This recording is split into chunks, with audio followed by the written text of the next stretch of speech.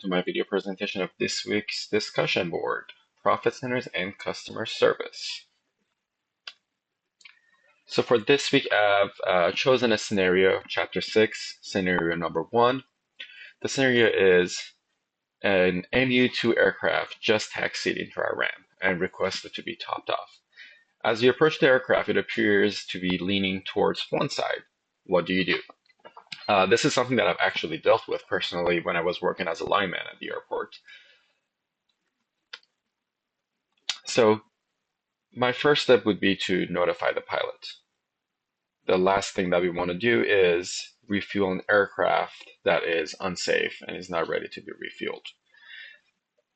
Also, the pilot in command is responsible for the aircraft, and we want to double check everything before we do anything to the aircraft. So I would notify the pilot, and then I would stop refueling if I was already refueling, or if I was getting ready to refuel the aircraft, I would just stop that process. The next step would be for me to notify my manager on duty. At the end of the day, we are his responsibility, and whatever happens at the airport eventually will fall on there. So we're going to notify the manager, and they would choose how they want to escalate the situation. Usually, we just stop there with the pilots and the manager, and possibly a mechanic. So we're going to notify our manager, the pilots, then we're going to identify the problem. Now, what can cause an aircraft to lean on one side? There's numerous reasons, but the biggest thing that I can think of is a tire with low air pressure or a damaged strut on the main landing gears. These two are both fixable, however, one is way more complicated than the other. After we've identified the problem, we're going to evaluate our options. If it's a low tire, we can just add some air to it. However, if it's a damaged strut or a collapsed landing gear, then we have to tow the aircraft to a hangar, where we would go to the next step and fix the issue. From there, we'll do our final checks, and then after everything's been signed off and repaired by the pilot and maintenance, we will go ahead and refuel the aircraft. So going back to our FBO, we were Vantage Air in Chesterfield County Municipal Airport.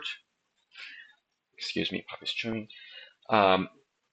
So we decided to add sightseeing operations to our airport in order to generate more income.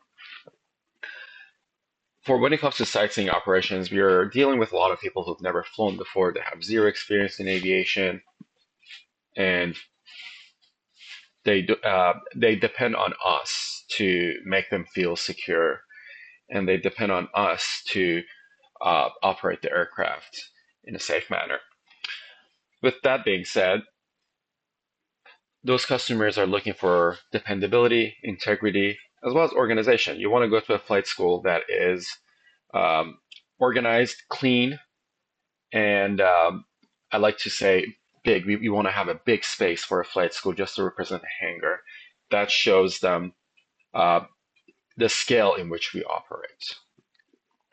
Also, I want to put an emphasis on social media and advertisement. And also customer service comes first. Since the moment those people walk in, they're judging us as an FBO, and we want to make sure that we look good. And there's also a lot of money involved in aviation, so we want to make sure that they feel comfortable and they trust us with their money. And we also want to integrate um, biblical knowledge into our operation. This has to be subtle because not every customer is going to understand it. However, it doesn't hurt, and I think it would be very beneficial to display a little bit of faith. A great example is the name of the flight school. We could use some biblical phrases such as Hova, which means wind. We can integrate that into our business. For this week, I've gone with Psalm 4:8. It says, "In peace I will lie down and sleep. For you alone, Lord, make me dwell in safety." It just makes us think that we can always trust in God to keep us safe. Here are my references, and thank you very much for watching.